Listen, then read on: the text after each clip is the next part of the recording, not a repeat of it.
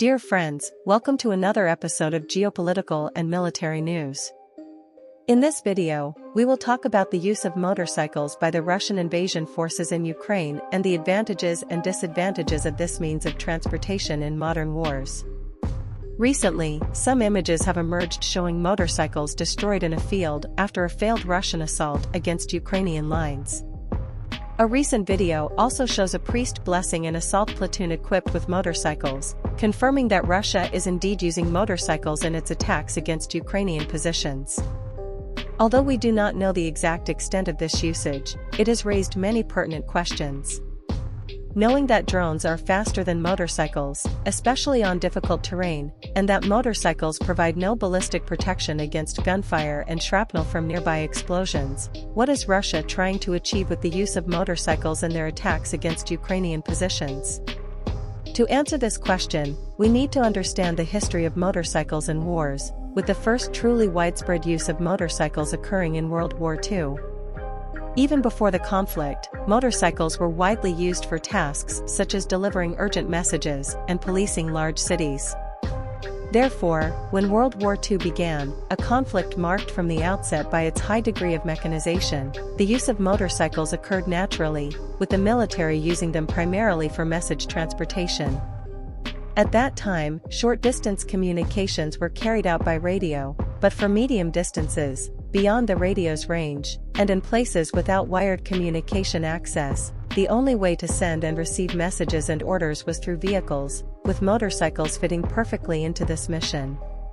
Relatively inexpensive, mechanically simpler, fast, and importantly, with very low fuel consumption, which was essential in a conflict where large armored vehicles consumed dozens of liters of fuel to travel just a few kilometers.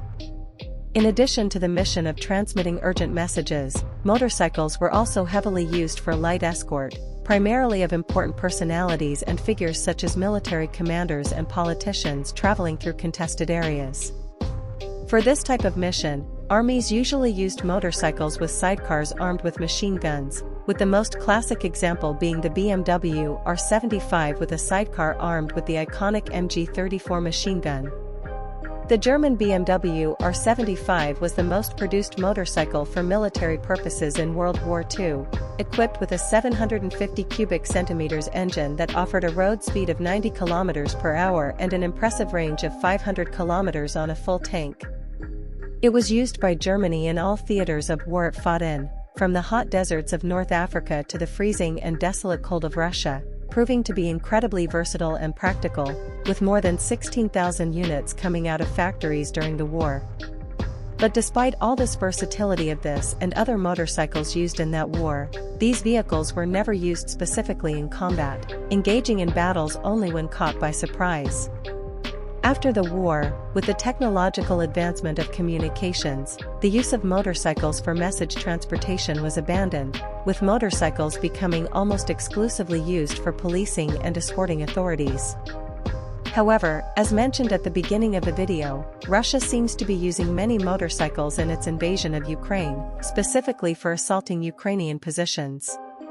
With that said, what are the advantages and disadvantages of using motorcycles in that specific conflict? The most obvious advantage is mobility and agility, with motorcycles capable of navigating difficult terrains such as urban areas, forests, and narrow trails where larger vehicles would have great difficulty.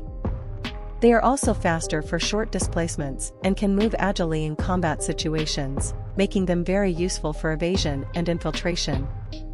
Another important advantage, which also greatly contributed to their widespread use in World War II, is the ease of maintenance and operation, with repairs being much easier to perform compared to four-wheeled vehicles, and, of course, they consume less fuel. They are also easier to hide from observation drones, allowing units to infiltrate enemy areas secretly, staying there and stealthily observing enemy movements. It is also a very versatile means for light logistical operations, being able to transport small supplies quickly, such as medical kits, small parts, tools, and ammunition.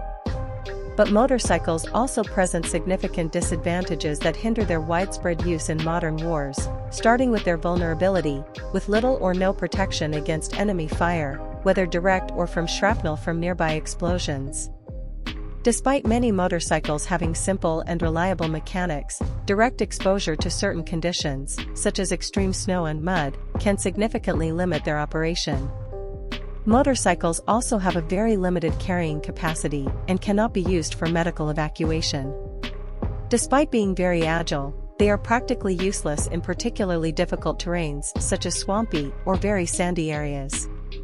Besides all this, in the specific context of Ukraine, where drones play a central role in the fighting, motorcycles are particularly vulnerable.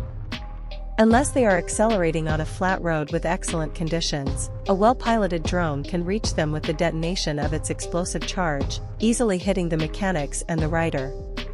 That said, we conclude that in frontal battles, such as direct attacks against enemy positions, motorcycles are clearly not the best option. It now remains to be seen what exactly is the mission for which Russia is using so many motorcycles in Ukraine. Leave your opinion about the Russian motorcycles in the comments. If you enjoyed the video, leave a like and subscribe to help the channel grow. Until next time,